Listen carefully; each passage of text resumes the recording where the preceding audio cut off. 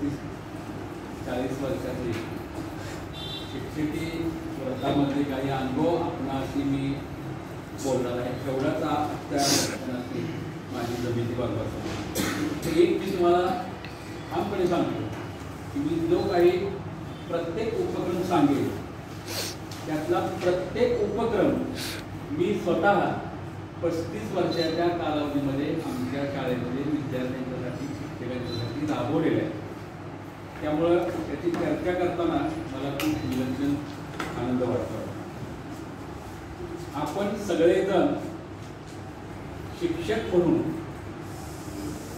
व्यावसायिक म्हणून या क्षेत्रात आलेलो नाही, तर जाणीवपूर्वक पुढे आपणाला न सांगता न बोलवता मला शिक्षक व्हायचं आहे, त्याच्यासाठी लागणारं प्रशिक्षण, त्याच्यासाठी लागणारे काय सेवा चर्ची अटी पूर्ण करून आपण या क्षेत्रामध्ये आलेलो आहोत.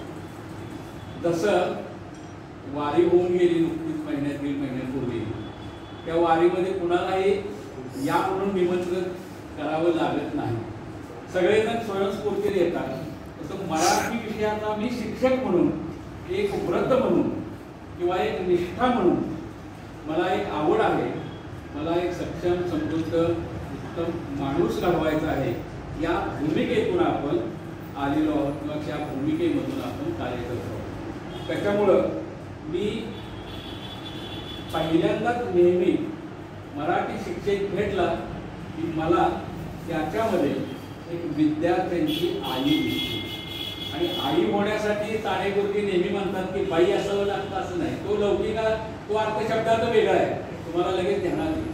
आई याचा अर्थ ज्याच्यामध्ये संवेदनशीलता आहे, ज्याला हसता येतं आणि उत्तम प्रकारे रडता येतं, ज्याच्या डोळ्यातनं एकदोन अश्रू येतात, असा प्रत्येक व्यक्ती तो विद्यार्थ्यांची आई असतो. म्हणून मराठी विषय शिक्षक हा मला त्या वर्गात गेल्यानंतर, वर्गाच्या बाहेर किंवा कुठेही तो विद्यार्थ्यांची आई आहे म्हणून असं मला नेहमी जाणवतं. म्हणून आम्ही त्याला एक शब्द देतो की तुम्ही सगळेजण मातृहृदयी असता. आईचं हृदय घेऊन आपण शाळेमध्ये समाजामध्ये वावरतो. खरं तर कोणत्याही विषयाचा शिक्षक मातृहृदयच असावा लागतो, पण मला प्रामुख्याने मराठी विषय अध्यापन करणाऱ्या शिक्षकाच्या बाबतीत हे ठाई जाणवतं. मी माझ्या अर्ध्या पाऊण तासाच्या विवेचनाची सुरुवात एका सुंदर कवितेने करणार.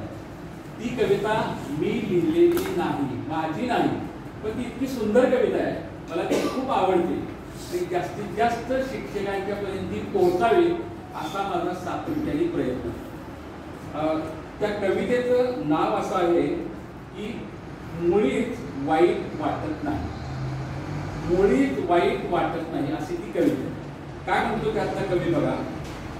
चुकून माकून मास्तर झालो, चुकून माकून मास्तर झालो असे अनेक जण बोलत असतात. आता आपण आपल्या अंतःकरणात डोकावायचं. चुकून माकून मास्तर झालो असे अनेक जण बोलत असतात, शिक्षकाला किंमत शून्य असे स्वतःच सांगत असतात. शिक्षकाला किंमत शून्य असं स्वतःच सांगत असतात. यात तथ्य मुळीच नाही असं मी म्हणत नाही. शिक्षक झालो याचे मात्र मला मुळीच वाईट वाटत नाही. दुसरं चरण आहे. वर्गात जेव्हा माझ्या समोर हसरे उत्सुक डोळे लुकलुकतात, वर्गात जेव्हा माझ्या समोर हसरे उत्सुक डोळे खुलतात, सांगितलेला शब्द न शब्द लक्ष देऊन ऐकत असतात, अशा वेळी माझ्या मनात स्फुरते काही नवे नवे. अशा वेळी माझ्या मनात स्फुरते काही नवे नवे. शिक्षक झालो याचे मात्र मला मुळीच वाईट वाटत नाही. हाताखाली शिकून कोणी मोठा कर्तबगार होतो, हाताखाली शिकून कोणी मोठा कर्तबगार होतो. क्वचित कोठे भेट होता मनापासून आदर करतो. मोत्याचे हे पीक आले असे मनात वाटते काही. मोत्याचे हे पीक आले असे मनात वाटते काही. शिक्षक झालो याचे मला मुळीच वाईट वाटत नाही. आणि शेवटाचा सुंदर आहे बघा. दिवसेंदिवस जीवन कलह अधिक तीव्र होतो आहे. दिवसेंदिवस जीवन कलह अधिक तीव्र होतो आहे. स्पर्धेच्या या कोलाहलात गुंतागुंत वाढते आहे. तरी देखील कुठेतरी चांगले काही रुजत असते. तरी देखील कुठेतरी चांगले काही रुजत असते. छोट्या छोट्या लोकांनाही जगवण्याची धडपड असते. या सर्व धडपडीत असते माझेही काही. या सर्व धडपडीत असते माझेही काही. शिक्षक झालो याचे मला मुळीच वाईट वाटत नाही. शिक्षक झालो याचे मला मुळीच वाईट वाटत नाही. आपल्या सगळ्यांच्या मनामध्ये एक सकारात्मक भावना निर्माण व्हावी अशा आशयाची ही एक छोटीशी कविता. मात्र कवितेचा आशय खूप मोठा आहे आणि हा आशय मला मराठी विषय शिक्षकांसाठी खूप मोठा आहे. हे सगळं बरोबर तंतोतंत त्या शिक्षकाच्या बाबतीत प्रामुख्याने घडत असतं अशी माझी एक भावना आहे. मराठी शिक्षक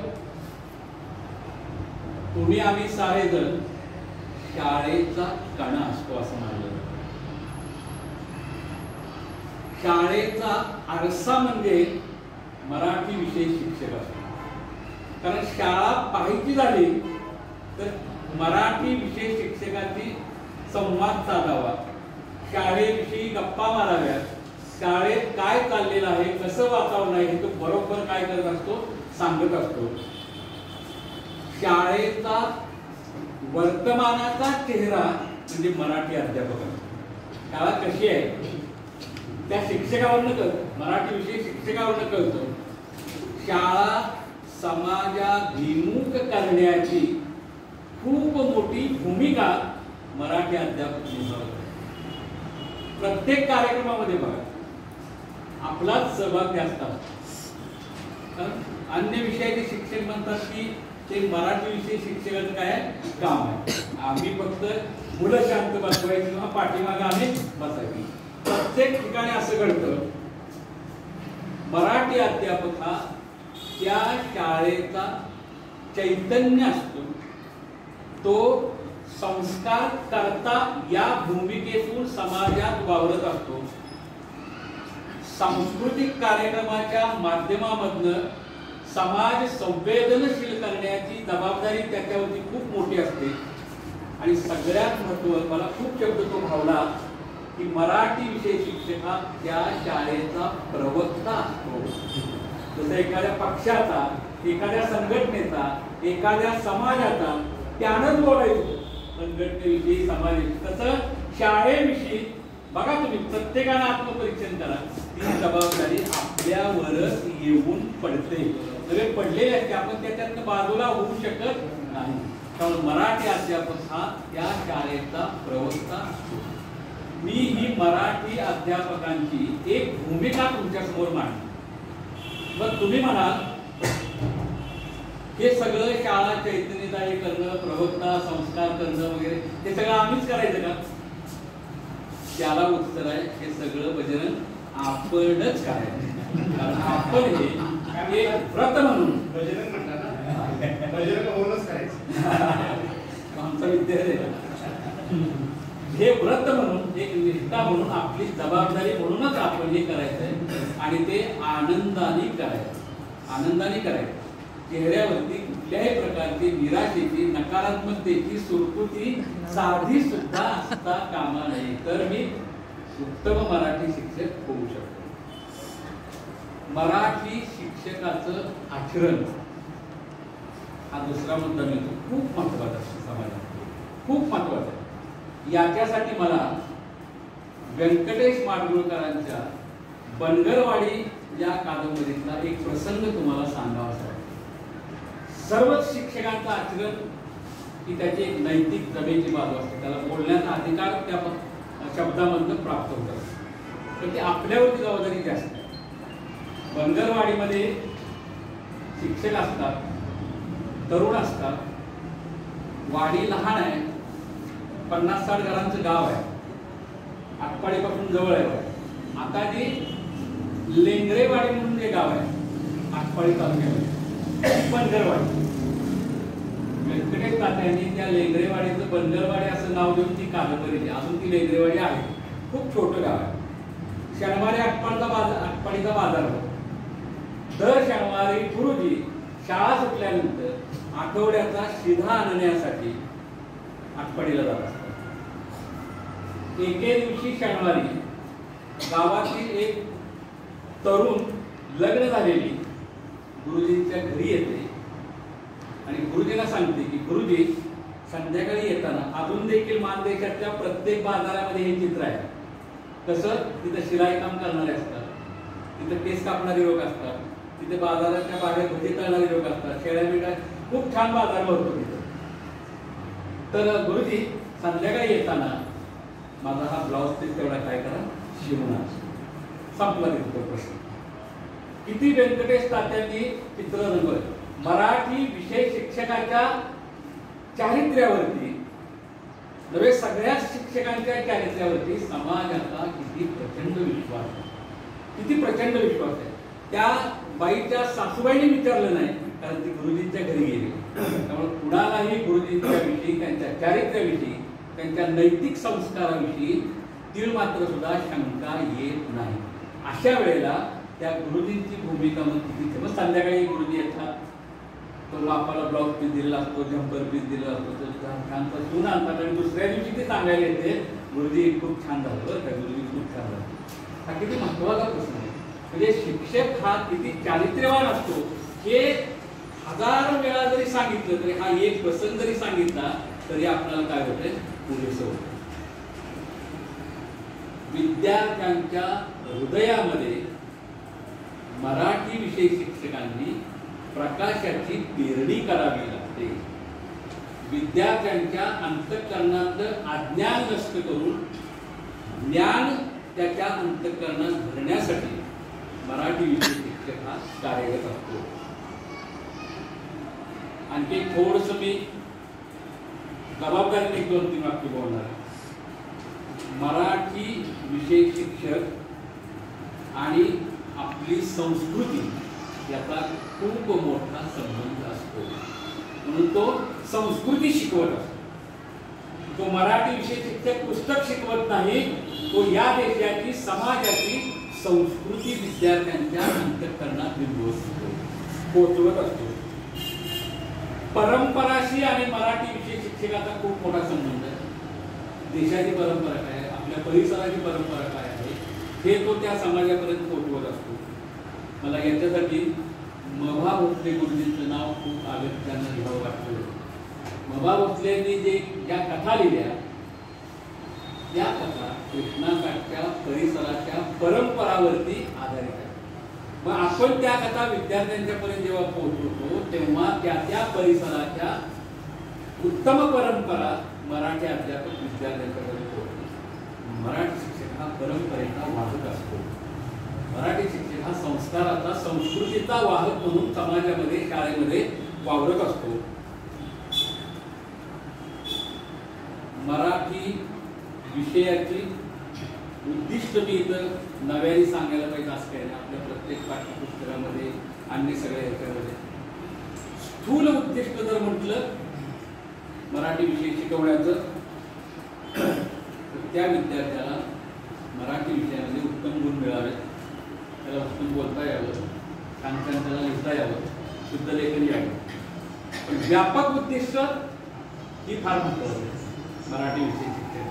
आणि त्या व्यापक उद्दिष्टामधलं पहिलं जर उद्दिष्ट काय असेल तर माझ्या समोर बसलेला विद्यार्थी हा चारित्र्य संपन्न बनला पाहिजे, अभिरुची संपन्न बनला पाहिजे, त्याला साहित्याची गोडी लागली पाहिजे आणि सगळ्यात महत्त्वाचं म्हणजे तो संवेदनशील बनला पाहिजे. संवेदनशीलता हा सुंदर जगण्याचा पाया आहे असं साने गुरुजी नेहमी. मराठी विषय शिक्षकांनी आपले विद्यार्थी संवेदनशील बनण्यासाठी त्यांच्या समोर आपण त्या पद्धतीनं अभिव्यक्त व्हायला पाहिजे. आपल्या बोलण्यामध्ये ओलावा पाहिजे, कोरडेपणा. बऱ्याच वेळेला आपलं काय होतं, कोरडं होतं, कोरडं म्हणजे त्याला दिवाळा म्हणतो, तो त्याच्यापासून जरा थोडासा कमी होतो. याच्यासाठी उत्कृष्ट मराठी अध्यापक होण्यासाठी उत्तम मराठीचं अध्यापन होण्यासाठी, समृद्ध अध्यापन होण्यासाठी सगळ्यात महत्त्वाचा मराठी अध्यापकाच्या दृष्टीने जर कुठला मुद्दा असेल तर तो म्हणजे याचं समृद्ध वाचन. त्या समृद्ध वाचनाला पर्याय नाही. खरं तर सगळ्यांचंच वाचन आवश्यक आहे. मराठी विषय शिक्षकाला त्याच्या बाबतीत थोडीशी काय करावी लागते, जास्त सजगता बाळगावी लागते. वाचन मराठी विषय शिक्षकाचं 2 पातळ्यांवरती चालतं. काय आम्ही मराठी विषय शिक्षकांना नवीन विचारलं, काय वाचताय, काय पाठ्यपुस्तकाचं वाचन, पाठ्यपुस्तक वाचतो. असं इंटरव्ह्यूला एखाद्याला विचारलं काय वाचता, वर्तमानपत्र वाचतो. बोलवतात अजून काय काय शाळा केली, त्यांना आम्ही सांगतो आता 8-10 वर्ष झाली रिटायर म्हणून, आता सगळं बदललेलं आहे, नवे संदर्भ आहेत, खूप चांगले लोक आहेत, नाही काय आहे. विचारतो आम्ही काय वाचतो, त्यांचं उत्तर ठरलेलं असतं. आणि कादंबरी वगैरे वाचन वगैरे आहे की कुठलं आहे, कारण ते नाव बऱ्याच वेळेला माहित आलं. काय आहे म्हणलं की थांबलं. पाठ्यपुस्तकांचं वाचन आणि त्याला जोडून त्याच्या संदर्भ ग्रंथांचं वाचन, या 2 गोष्टी मराठी अध्यापकांच्यासाठी काय गरजेचं आहे.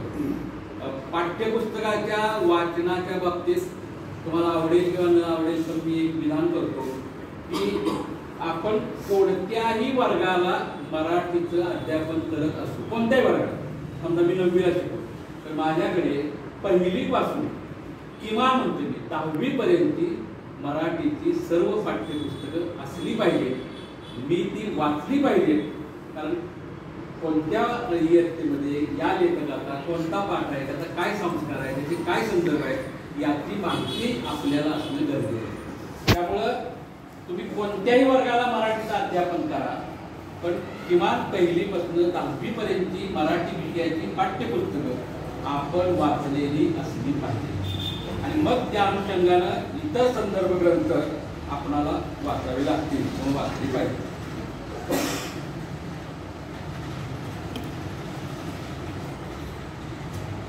कोणत्या कोणत्या नामवंत लेखक आहेत वगैरे असं अगदी छोट्या छोट्या मुद्द्यापर्यंत मी येत नाही. एक आपलं जाता जाता सहज आवडेल तुम्हाला म्हणून सांगतो.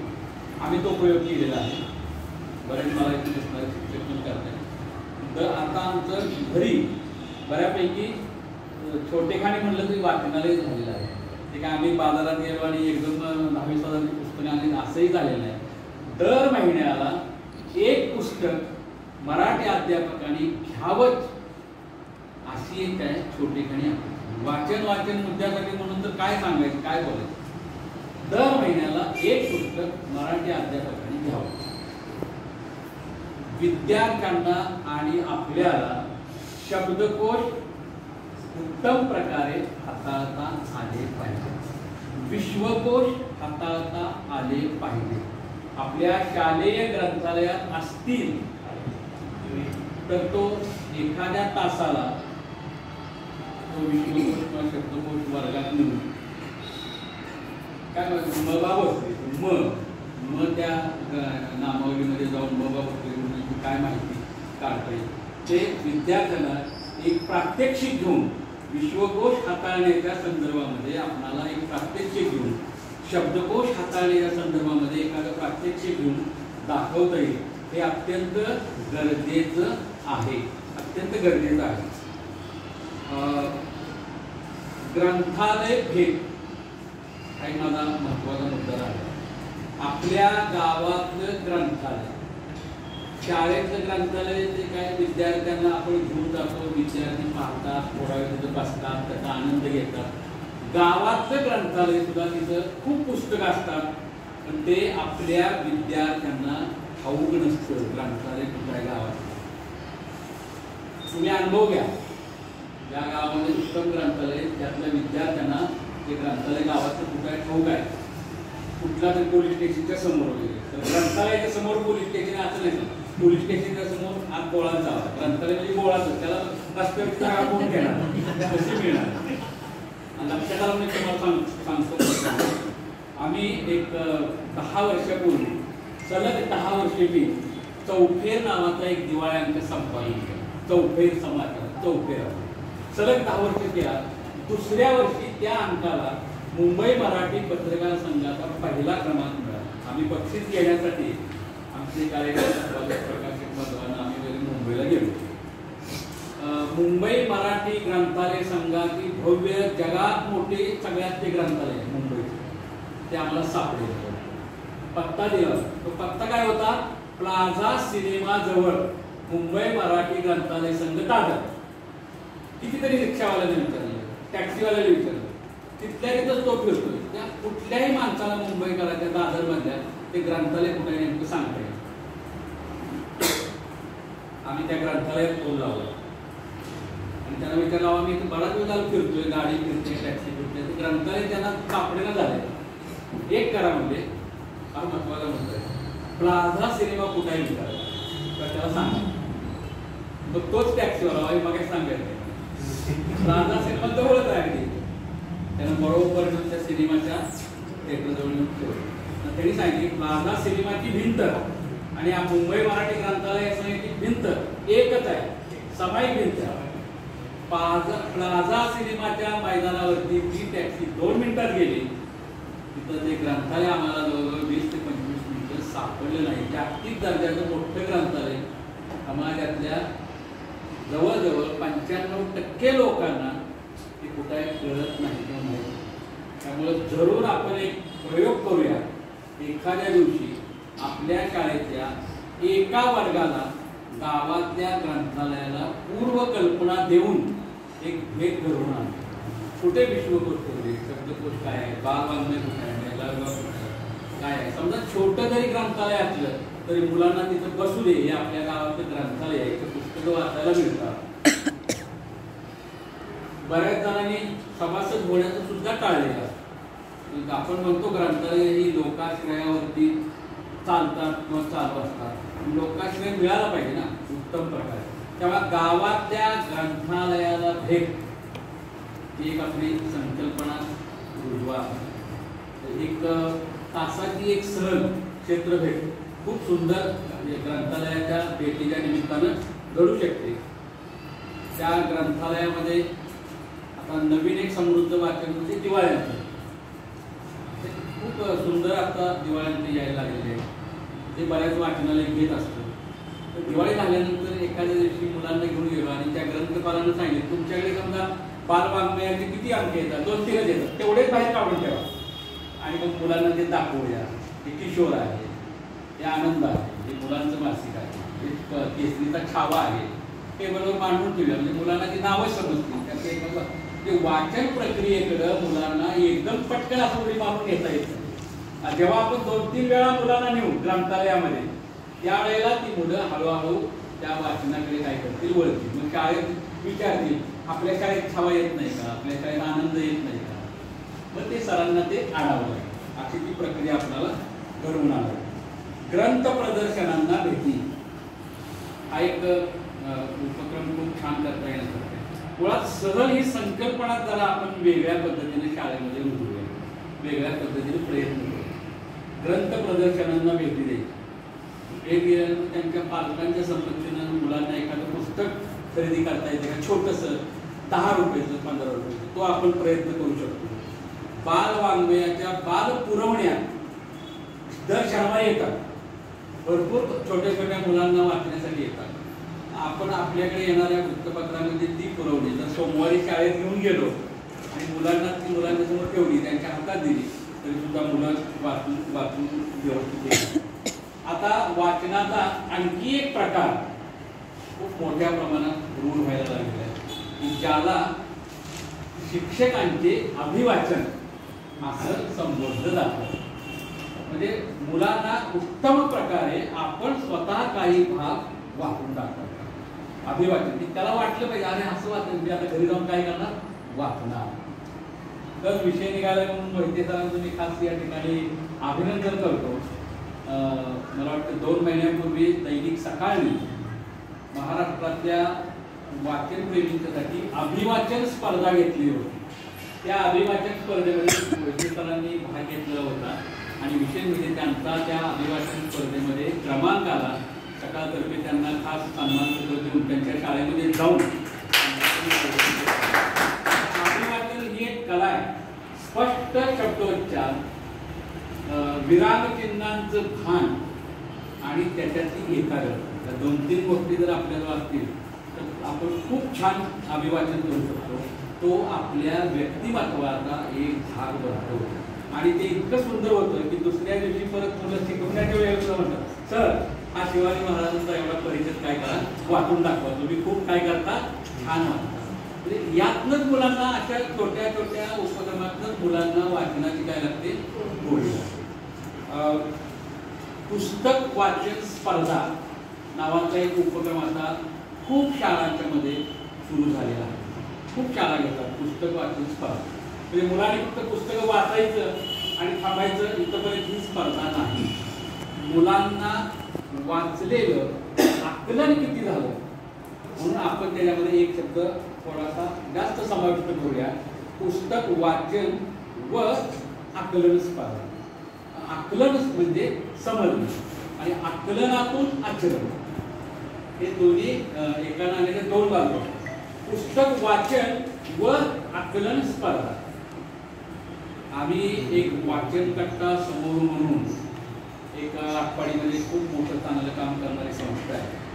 त्याने आता संकल्प केलं 1,00,000 पुस्तकांचं वाचन करायचं. वाचन नुसतं नाही, वाचन आणि आकलन. 10,000 शिक्षक आणि विद्यार्थी त्यात सहभागी झाले. त्या प्रत्येक विद्यार्थ्यानं वाचलेल्या 10 पुस्तकांची 20 ते 25 ओळी एका पुस्तकाबद्दल माहिती त्या वहीमध्ये द्यायची आणि त्या वह्या आपल्या मराठी विषय शिक्षकांच्याकडे काय करायच्या, जमा करायच्या. म्हणजे आकलन हे फार महत्त्वाचं. वाचन म्हणले की त्याला काय समजलं त्याच्याबद्दल त्यानं ते लिहावं. तर काय लिहावं असं अपेक्षित आहे. तर ती शालेय विद्यार्थी आहेत, त्यानं काय समीक्षण लिहावं वगैरे अशा अजिबात कल्पना नाही. किंवा एक साधारण लेखक म्हणून पुस्तकाची पृष्ठसंख्या काय आहे, पुस्तकाची किंमत काय आहे, त्या पुस्तकाला प्रस्तावना कोणी दिली, त्या पुस्तकाला मागच्या काळात कुणी लिहिलेलं आहे, ते मुलांना जुजबी कळावं. आणि मला हे पुस्तक का आवडलं, एक 7-8 ओळीमध्ये त्यानं लिहावं. हे पुस्तक मी वाचलं, याच्यामध्ये छान कथा आहे, पर्यावरणाविषयी कथा आहे, संस्कार होत आहेत, सगळ्यांनी वाचावं असं मला वाचलं. अशी एक 8-10 पुस्तकं त्या मुलांना वाचावी आणि मग आपण आपल्या क्षमतेनुसार त्या मुलांचं कौतुक करावं, वर्षाच्या शेवटी करावं. किंवा असा कुठला तरी 15 किंवा 10 दिवसाचा एक हे आम्ही काय केलं, 2-3 वर्षापूर्वी नवरात्रीच्या वेळेला हा उपक्रम घेतला. 9 दिवस मुलांनी काय करायची, 9 पुस्तकं वाचायची आणि ती वाचलेली पुस्तकं वहीमध्ये लिहायची. चालेल, वातावरण छान असतं, धार्मिक ते जोड झाला आणि त्याच्यातनं आपलं उद्दिष्ट बरोबर काय करायचं, साध्य करायचं. नवरात्र आहे, छानची पुस्तकं वाचायची आहे, तर तुम्हाला नवरात्रीचं सापत्री लावणार आहे आणि 9 पुस्तकं यावेळेला तुम्ही काय करायचे, वाचायचे. खूप छान तो उपक्रम यशस्वी झाला होतो. भाषिक खेळ हा एक आता आपल्याकडे तुम्ही सगळेजण राबवतात. मी फक्त त्यातला त्या मुलांना लेखनासाठी उपयोगी पडेल असा एक अर्ध्या मिनिटाचा सोपा साधा खेळ सांगतो. आम्ही काव्य लेखनाची कार्यशाळा घेतो त्यावेळेला हे साधारणपणे शिक्षकांना सांगतो की 2 अक्षराचा शब्द देईल, त्या समान ऐकू येतील असे शब्द 3-4 लिहा. तर लगेच ते डोकं चालून जातं. उदाहरण मी म्हणलं खेळ,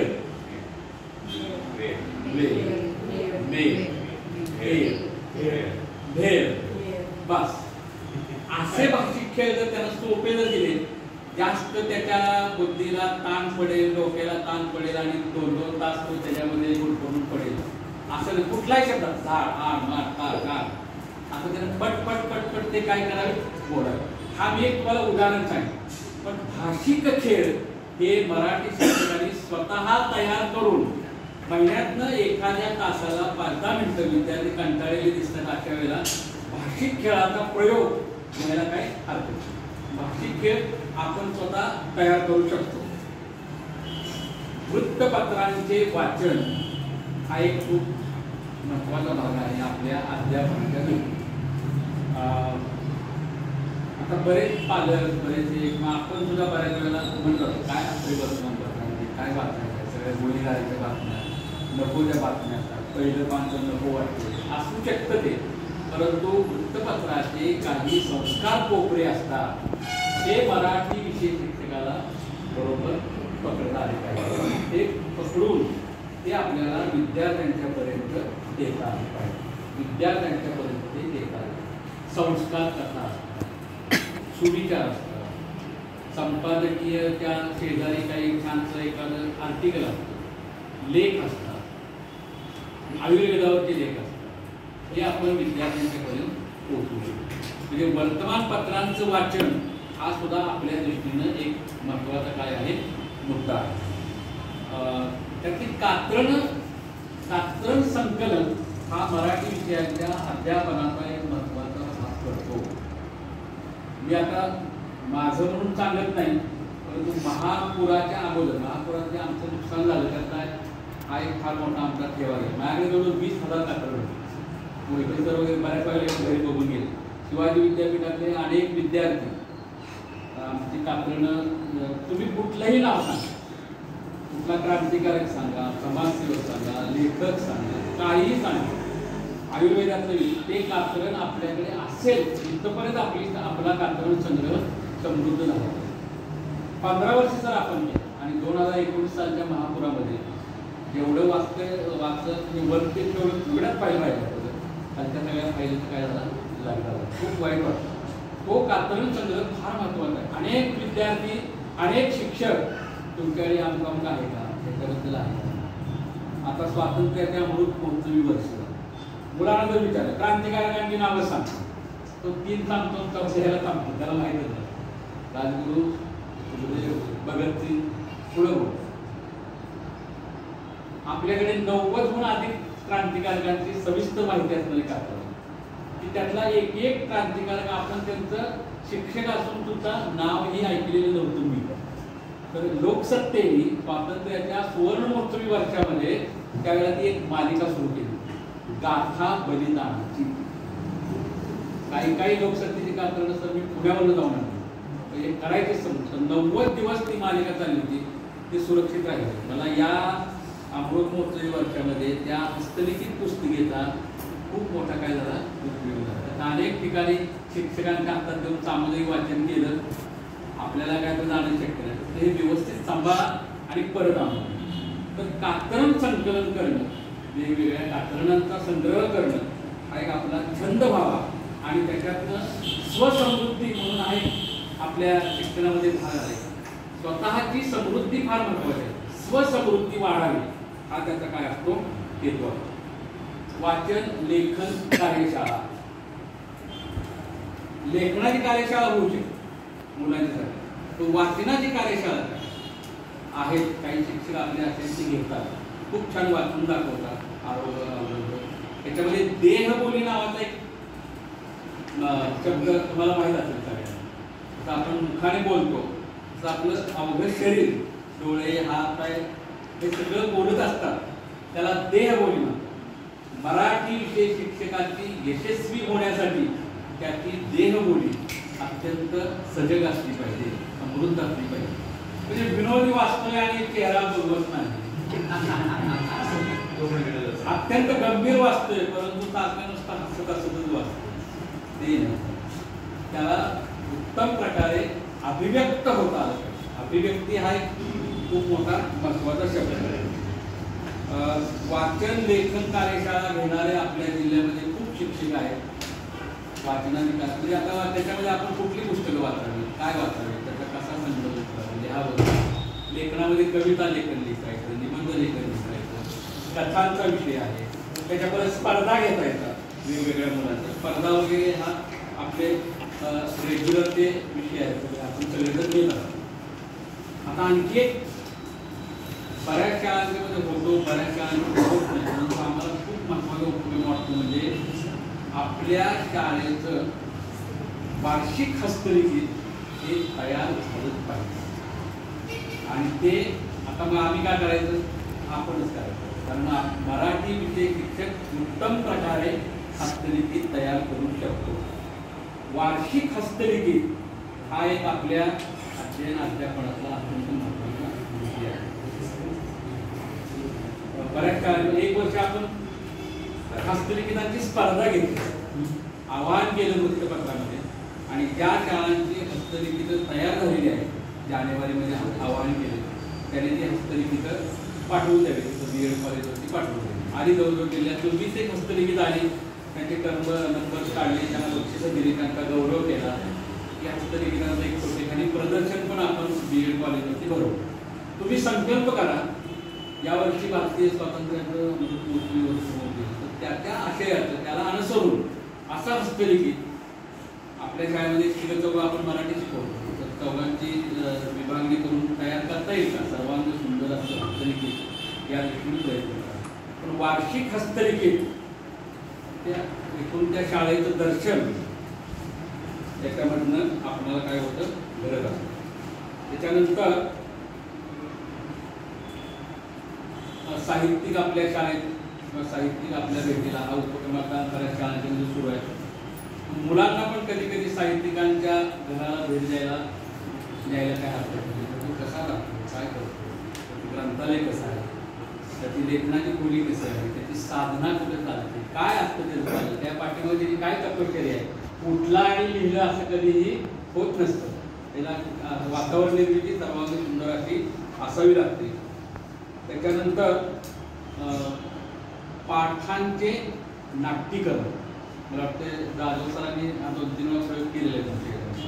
पाठांचे नाट्यीकरण मुलांना सहभागी घेऊन त्या पाठाचं अधिक दृढीकरण व्हावं तो पाठ मुलांना अत्यंत चांगल्या पद्धतीने समजावा त्याच्या अंतःकरणापर्यंत जाऊन भिडावा बिंबावा या दृष्टीने हा उपक्रम अत्यंत चांगल्या पद्धतीचा आपणाला करता येतो. करता येते पाठाची म्हणजे गद्यपाठाने आणि गद्यपाठाचं काव्यकरण बरोबर दोन्ही एकमेकाला पूरक असे असल्यामुळं गद्यपाठावरती कविता हा बऱ्याच ठिकाणी श्यामचे पुस्तक आहे त्याच्या 42 कविता आमच्या तासगावच्या गोष्टीचं आणि खूप छान त्याचं पुस्तक लिहिले माझीच प्रस्तावना आहे. कविताचं नाट्यीकरण करता येतं कारण कथात्मक कविता काय असतात वगैरे खूप छान करता येत. थोडक्यात नाट्यीकरण हा त्याचा एक महत्वाचा काय आहे गाभा आहे.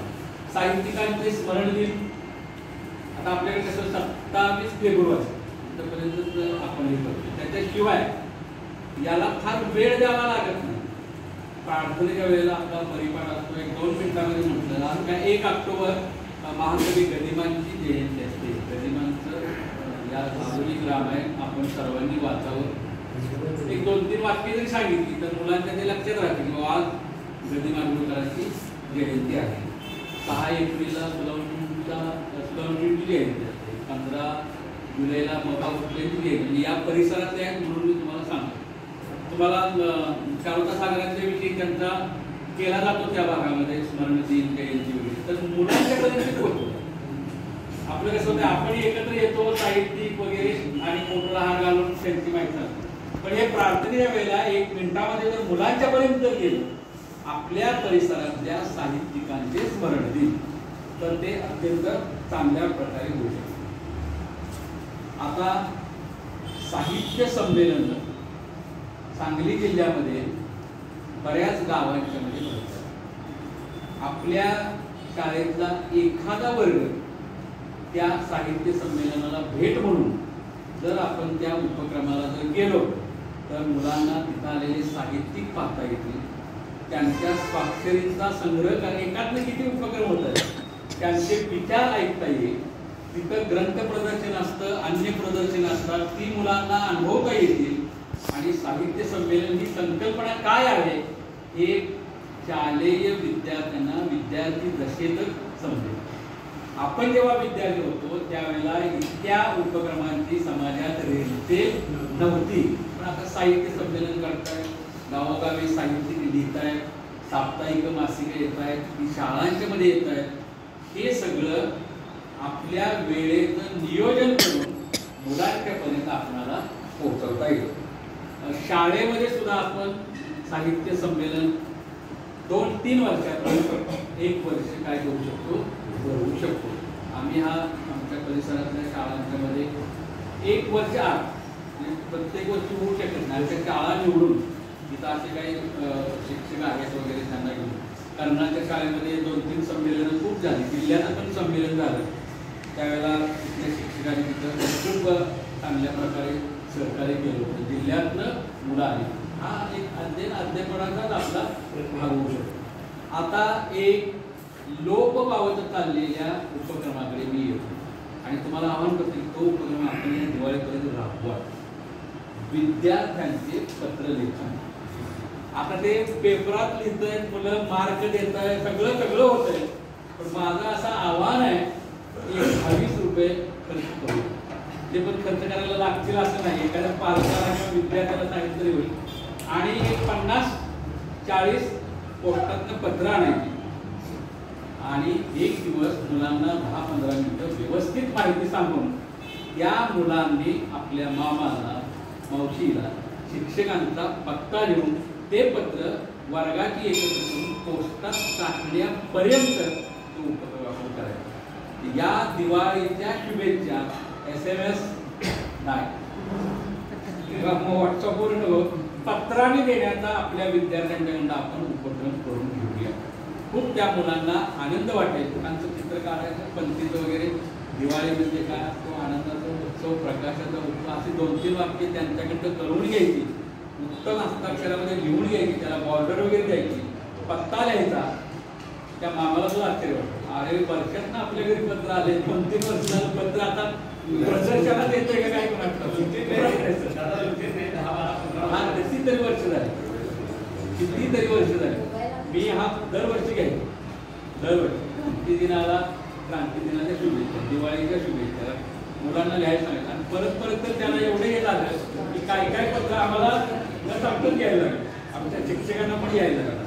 तर या वर्षी दिवाळीमध्ये किंवा दसऱ्यामध्ये माझी सगळ्यांना विनंती आहे की कुठला तरी एक तुणतुणीत वर्ग निवडून त्याचे असते त्या वर्गाकडून पत्रलेखन हा उपक्रम आपण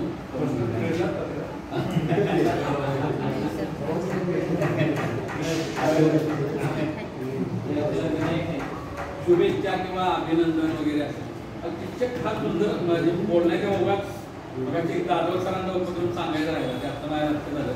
सरांनी पत्रलेखन घेतलाय ना, अनुभव छान आहे ना. मुलांना फार आनंद वाटतो. पण ते आणि कसं आहे, लोक पावत चाललेले आहे. आता कविता पण इतक्या लागली, पोस्टमन काका बरेच दिवस नाही आला आमच्या घरी, वाट पाहत बघतो की आमच्या दारी लिहितंय, हे होतंय, ते होतंय, पण पत्र लिहायचं पण. म्हणून पत्र आणूया, मुलांच्याकडे लिहून घेऊया आणि पोस्टामध्ये टाकूया. जाधव सरांचा उपक्रम ओळखत राहिला. वेळात मराठे वीर लवलेले साथ, अशी एक कविता होती त्यापूर्वी काय, बरोबर आहे ना? हा पट्ट्या मला वाटते ते 7 लोकांची नावं शोधत कुठे गेला तुम्ही? नेसरीला गडिंगला जवळ ते गेलेली होते आणि तिथनं ती नावं आणली आणि मुलांना सांगितलं, मग आम्हाला फोन केली, असं 7 नावं जर कुणाला हवी असतील तर मी जाऊन ती आणलेली आहे. तो पत्र लेखनाचा उपक्रम राबवणं तर फारच सोपं आहे. ग्रंथभेद आवाहन करतो तुम्हाला, काहीही असू दे, फक्त दुःखद घटना सोडून, लग्न असू दे, बाळाचा वाढदिवस असू दे, मोठ्या माणसाचा वाढदिवस असू दे, शाळेमध्ये काही असू दे, आपल्याला वेड्यात काढू दे, पुस्तकच द्यायचं, सगळं पुस्तकच भेट द्यायचं. आपण सुद्धा शाल श्रीफळ वगैरे नको म्हणून सांगायचं, मला देणार असला तर एक काय कर पुस्तक. आपण जर हा संस्कार समाजामध्ये रुजवणार नसतो तर मग कोण पुढाकार घ्यायचा? त्यामुळे ग्रंथभेद, पुस्तक. आमची कधी कधी चेष्टा पण होती, आम्ही लग्नाला गेलो 4-5 जण, घरामध्ये हे पुस्तक आम्हाला द्यायला लागेल, काही म्हणू दे, कारण आपण पुस्तकच द्यायचं. भेट, ग्रंथभेद हा एक नवा संस्कार, उत्तम संस्कार आपण करतोच आहोत.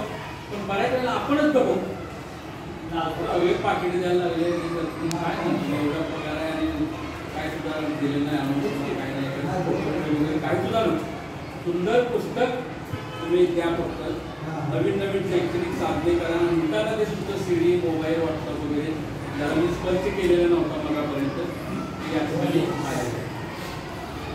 आनंददायी शिक्षण आता गेली 2-3 महिने आपल्या जिल्ह्यामध्ये वगैरे हा विषय सारखा शिक्षणाच्या कानावर येतो आहे. तर मराठी विषयाच्या संदर्भात आपलं अध्ययन अध्यापन जास्तीत जास्त आनंदी होण्यासाठी कवितेचं अध्यापन हा एक अत्यंत महत्त्वाचा मुद्दा आहे. कविता म्हटलं की ते आनंददायी अध्यापनामध्ये तुम्ही किती ती कविता समजून सांगाल, त्याचे संदर्भ सांगाल, त्याचा भावार्थ वाच्यार्थ सांगाल, की ती कविता अत्यंत काय होईल, आनंददायी होऊ शकते. मुळात कविता हा एक हृदय भरून येण्याचा काय प्रकार, संवेदनशीलतेचा तो एक प्रकार आहे. अस्वस्थ मनाचा गुंतार आहे. कविता म्हणजे निरंजन असते, कविता म्हणजे उन्हाळ्यातली पानपोळी असते. खूप छान छान कवितेबद्दल बोलता येतं. मग आपण सुद्धा बरेच जण लिहितो सुद्धा, त्या लिहिण्यामधनं सुद्धा आपण काय करत असतो, विद्यार्थ्यांसाठी बोलतो. फक्त आपल्या कवितेच्या अध्यापनामधून त्या कवितेचं जे मूल्य आहे ते आपण बारीक समजून घेऊन ते मुलांच्यापर्यंत व्यवस्थित उमटवलं जातं. नववीच्या पाठ्यपुस्तक आता आहे का नाही कविता माहिती, प्रदीप पाटलांची कविता त्याच्या 2 ओळी अशा आहेत त्या कवितेच्या आख्य पातळीला जातात. जे उगवतं ते आपलं आणि जे सापडतं ते परक्याचं, अशा अर्थाच्या त्यातल्या 2 ओळी. मग एवढं सांगून चालेल नाही. जे उगवतं ते शेतकरी कापणीकडून घेऊन जातो, रस्त्यात सापडतं ते आपलं नसतं. ते उगवण्यासाठी त्याला श्रम करावं लागतं, पेरणी करावी लागते, पाणी पाजावं लागतं, खतं द्यावी लागतात, आत मातीमध्ये मळवावे लागतात. इतकं सगळं करून जे आपल्याला मिळतं ते खरं प्रामाणिकपणाने आपलं आणि जे सापडतं सदाच विनाशाया कमी श्रमात. आणि म्हणून त्याचा शेवट त्या फुल्यावर येतो की कमी श्रमात मिळालेलं यश, श्रमाविना मिळालेला पैसा हा कामाचा नसतो. मिळून इथपर्यंत आपल्याला त्याचं मूल्य विस्ताराने काय करावं लागतं, सांगावं लागतं. त्यामुळे कविता ही बरेच शिक्षक असे पाहिले 15 मिनिटात प्रश्नोत्तरासहित आता बसावा कविता म्हणूया किंवा बसावा ती उत्तम गाता आली पाहिजे. समजा ती मुक्त छंदातली असेल तर उत्तम ती वाचता आली पाहिजे. परत त्याच्यात आणखी काही मतभेद आहे. कविता एकसंग वाचावी का कविता तुकड्या तुकड्याने वाचून तेवढाच अर्थ समजून घ्यावा, तेवढाच अर्थ समजून सांगावा. बऱ्याच त्याच्यामध्ये वेगवेगळ्या काय पाहिजे. आपल्या सोयीनं विद्यार्थ्यांना जे रुंदेल, विद्यार्थ्यांना ज्या पद्धतीने समजेल त्या पद्धतीनं आपण ते हे करतो. गदी माडगुळकरांच्या कविता बऱ्याच याच्यामध्ये आहेत. सहज लक्षात आले म्हणून 2-3 कवितांच्या गदिमांचा संदर्भ देतो की त्याच्यावरनं लक्षात येईल की कविता किती विश्वाच्या अंतापर्यंत ती मुद्दे घेऊन समाजात वापरते. एका कवितेत गदिमा काय म्हणतो, 2 मोंडक्यांची होते सागरात भेट, 1 लाख कोळी ओढा पुन्हा नाही जातो. क्षणिक देवी आहे बाळा वेळ मानवांचा, पराधीन आहे सूर्य उगवल्यापासून आपलं सूर्य असेपर्यंत, चंद्र सूर्य असेपर्यंत हे शाश्वत सत्य कुणालाही काय करता येत नाही, बाजूला टाकता येत नाही. म्हणून उद्धव आगे तुम्ही देतात का किती त्यात मूल्य. लहरी राजा प्रजा अंजळी आधान करी करता, इथे फुलांना मरण जन्मता, दगडांनाही चिरंजीवता, पतिव्रतेच्या गळ्यात जोडला वेशेला महिला, उद्धवला अजर उदेश करतात. हे फक्त महिलांच्यासाठीच नाही, ते महिलांचंच प्रतिमा वापरलेली नाही. ते कामचोर माणसं समाजामध्ये प्रतिष्ठा मिळवतात आणि का जनावरांसारखी कष्ट करणारी माणसं जनावर म्हणूनच समाजामध्ये जगतात आणि जनावरांसारखीच त्यांचा आयुष्याचा शेवट असतो. हे त्रिकाल शाश्वत सत्य गदिमाने किती सुंदर. आणि म्हणून ही समाज व्यवस्था बदलण्यासाठी पुन्हा काय करावं लागेल की आपल्याला मराठीचा शिक्षक म्हणून ज्यादा तिथे काय करावं लागतं सांगावं. आमचे होते तर फार सुंदर कविता म्हणतात, एक धागा काल म्हणले का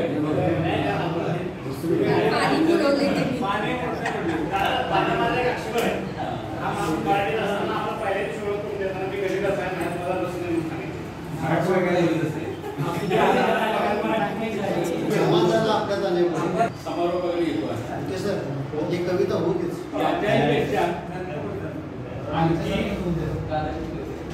प्रत्येकाच्या क्षमतेनुसार, प्रत्येकाच्या आवाक्यानुसार, प्रत्येकाच्या आवडीनुसार आणि झोपून देऊन प्रवृत्तीनुसार आपल्याला किती खोल जायचं आहे, आपण याच्यापेक्षा सुंदर सुंदर उपक्रम आणखी मराठीसाठी राबवू शकतो. आपण उत्तम वाचक झालं पाहिजे, उत्तम वक्ता लेखक होण्याचा प्रयत्न केला पाहिजे. अभिव्यक्त खूप छान पद्धतीने आपल्याला होता. बऱ्याच वेळेला कसं होतं, आपल्याकडे ज्ञान भरपूर आहे, भरपूर सांगायचं आहे, परंतु ते नेमक्या शब्दामध्ये आणि नेमक्या वेळेमध्ये आपल्याला अभिव्यक्त होता येत नाही, पोहोचवता येत नाही. नाविन्याचा ध्यास असला पाहिजे, उपक्रमांची कल्पकता असली पाहिजे. सगळ्यात महत्त्वाचं म्हणजे मी मगापासून 2-3 वेळा शब्द वापरला, तर मराठी अध्यापक हा मातृहृदयी असला पाहिजे.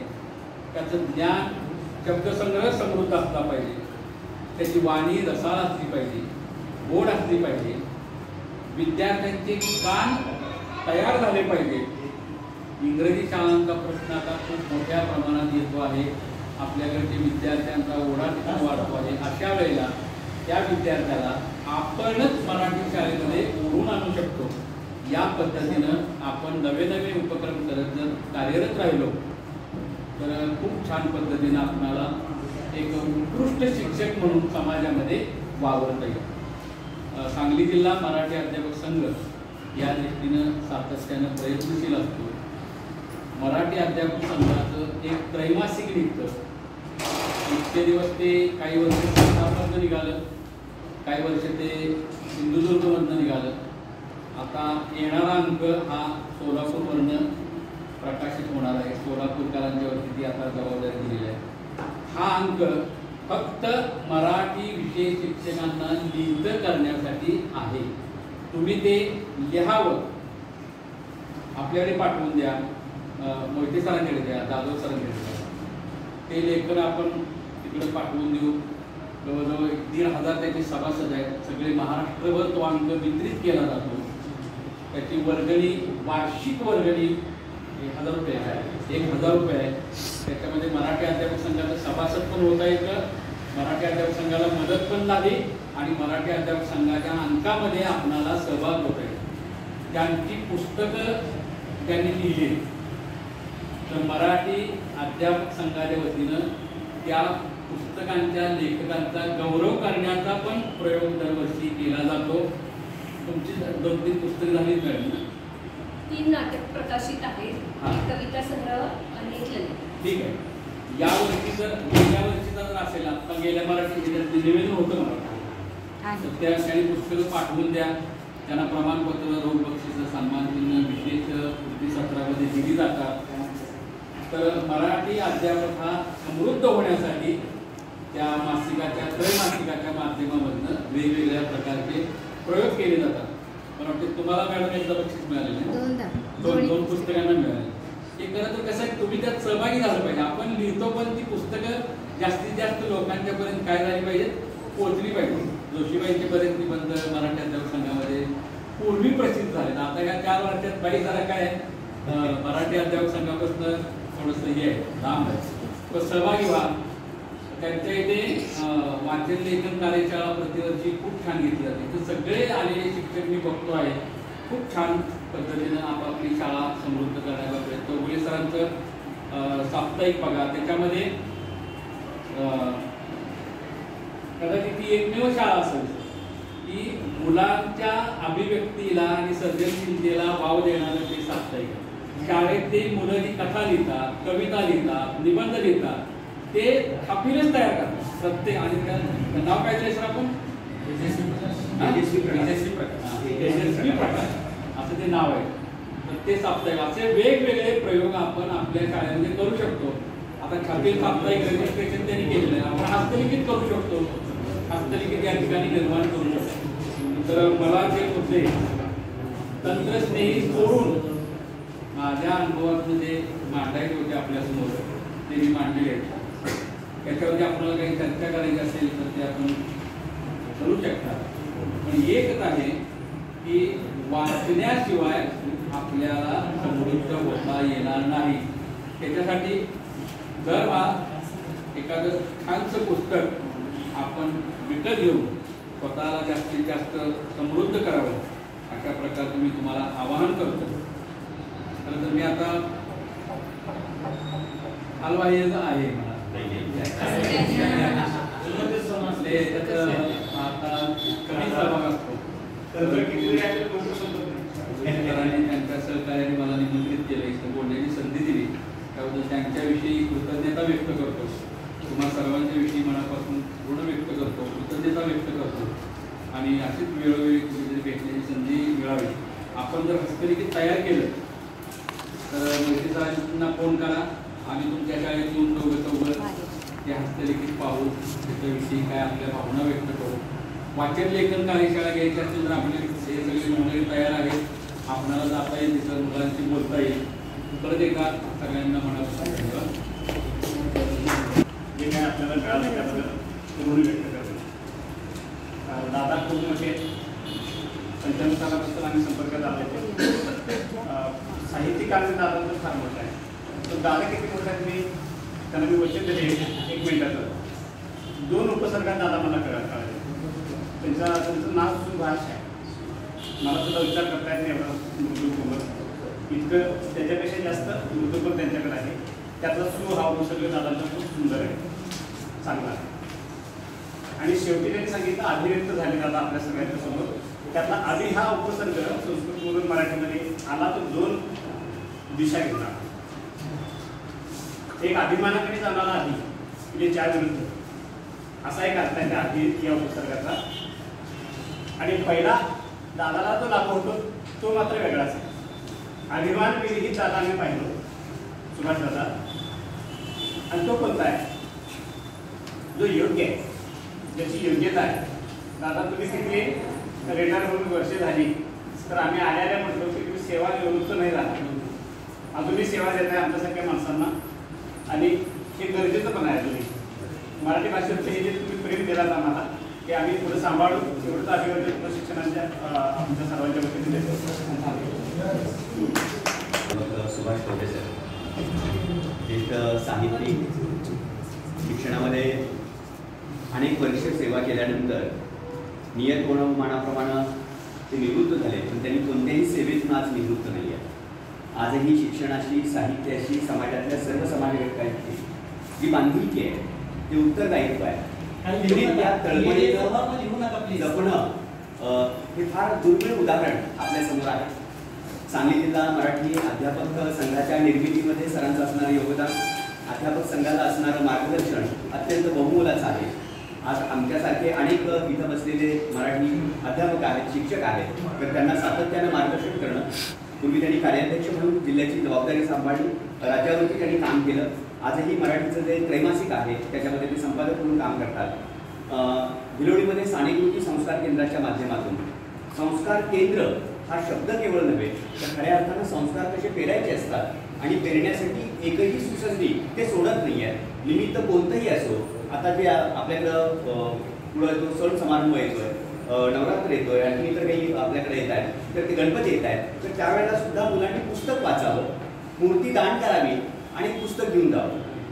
म्हणजे पाणी वाचवा, नद्या वाचवा, प्रदूषण वाचवा, झाडं वाचवा, माणसं वाचवा, समाज वाचवा, या सर्व वाचवण्यामध्ये तळमळीनं काम करणार आहेत. सरांनी मागाशी उल्लेख केला, काल परवाच एक 4 दिवसापूर्वी दक्षिण महाराष्ट्र साहित्य सभेत या जांभळमाया या पुस्तकाला पुरस्कार देऊन सन्मानित करण्यात आलं. गेल्या 2 वर्षापूर्वी या कोरोना काळामध्येच पुस्तक प्रकाशित झालं. संख्या मर्यादित राहिली, परंतु पुस्तक हातात ज्याच्या पडेल त्याला वाचल्याशिवाय राहत नाही आहे. सरांनी त्याचा उल्लेख केला. ते पुस्तक प्रकाशित झाल्यानंतर मी घेऊन आलो आणि वाचायला सुरुवात केल्यानंतर राहिलं नाही. सरांना विचारलं, सर त्याचं क्रमशः अभिवाचन करूया का? अरे मिस्टर म्हणले, हा विचारतोस काय, सुरुवात कर. आमच्याकडं वैशाली आठवणे मॅडम आहेत, त्यांना सांगितलं की मी अभिभाषण करेन, याची आपल्याला लिंक देऊन त्याचं आपल्याला प्रसारित करता येईल का? मराठी अकॅडमीच्या वतीनं त्यांनी तशा पद्धतीने लिंक तयार केल्या, त्याचं ई-बुक तयार झालं. सुंदर पद्धतीनं या कोरोना काळामध्ये हे जांभळमाया पुस्तक निसर्ग, माणूस आणि पर्यावरण यासाठी समर्पित आहे. याच्यामध्ये मगाशी सांगितलेला बाजार याच्यामध्ये पाहायला मिळेल. याच्यामध्ये माडगं काय असतं तुम्हाला बघायला मिळेल. आटपाडीची जी माणदेशी परंपरा आहे या संस्कृतीचं एक सुंदर लेणं आजही आपल्याला या जांभळमायामध्ये सापडतं. ज्या आटपाडीनं, ज्या माणदेशानं मराठी साहित्याला 3 अखिल भारतीय मराठी साहित्य संमेलनाचे अध्यक्ष दिले. त्याच मालेमध्ये सर सुद्धा बालकुमार साहित्य संमेलनाचे अध्यक्षपद हे सुद्धा त्यांना मिळालं. तर अशा पद्धतीचं हे जांभळ माया. सरांनी मगाशी उल्लेख केला की दैनिक सकाळनं शिक्षकांसाठी पुस्तक अभिवाचन स्पर्धा ठेवलेली होती. मला कुठून तरी लिंक पाठवली आणि कोणतरी म्हणालं, अरे विठ्ठल तू ते काम कर. मग मला हे वाचलेलंच होतं, त्यामुळे मला ती प्रतिक्रिया देता येईल, त्याचा ऑडिओ तयार करता आला, सकाळपर्यंत पाठवण्यात आला आणि ते टॉप 10 होते, 10 क्रमांक होते. तर त्याच्यामध्ये मला सुद्धा सन्मानित करण्यात आलं. याचा आनंद आहे. ते जांभळ मायाकडं म्हणजे इतकी सुंदर हे पुस्तक आहे. निश्चित परत सरांच्याकडून आज सांगायला मी सरांना विसरलो की काही प्रती आपण घेऊन आला असता तर आपल्यासाठी त्या आल्या असत्या, पण नंतरही माझ्याकडे मागवलं तर आपल्याला ते मिळेल. सर आज आपल्याकडे आलेले आहेत. सरांचं असंच प्रेम आपल्यावरती जे आहे, एक शिक्षक म्हणून, एक आदरणीय म्हणून, एक पितृतुल्य म्हणून, बंधुतुल्य म्हणून, तर ते असंच राहावं अशा पद्धतीच्या सदिच्छा आणि शुभेच्छा देतो. सरांना अशा सत्कार्यासाठी आणि निरामय आरोग्यासाठी आपल्या सर्वांच्याकडून खूप खूप सदिच्छा आणि शुभेच्छा देतो. धन्यवाद.